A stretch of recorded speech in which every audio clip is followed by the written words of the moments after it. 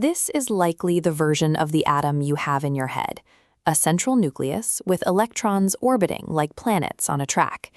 You see this drawing on school logos, tattoos, and in movie science labs.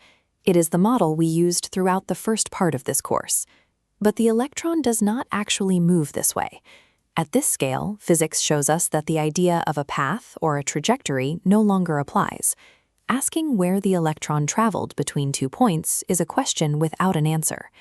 If there is no track to follow, we have to find a different way to describe where the electron is. Think about your own movements.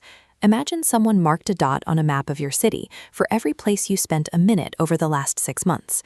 The result would look like this: a dense cluster at your home and another at your workplace, with lighter streaks along the roads you travel and a few scattered dots at the grocery store or a friend's house.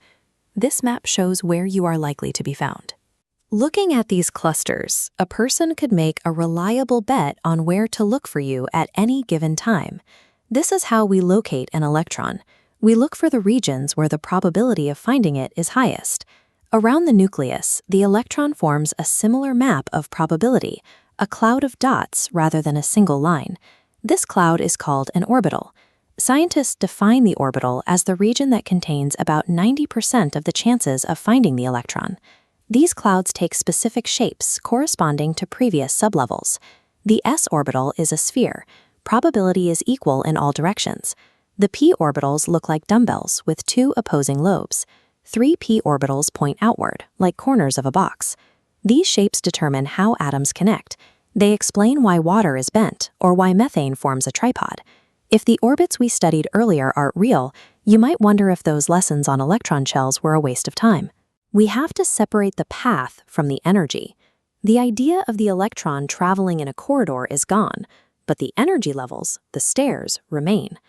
The layers of 2, 8, and 1 electrons and the sublevels you learned are still the standard. The energy rules are the part of the model that stayed standing. This is why the older model is still taught first. The energy rules are what chemists use to solve problems every day. Now that we have replaced the orbit with the cloud, we can move on to the next step, writing out the full 4-part address for any electron in an atom.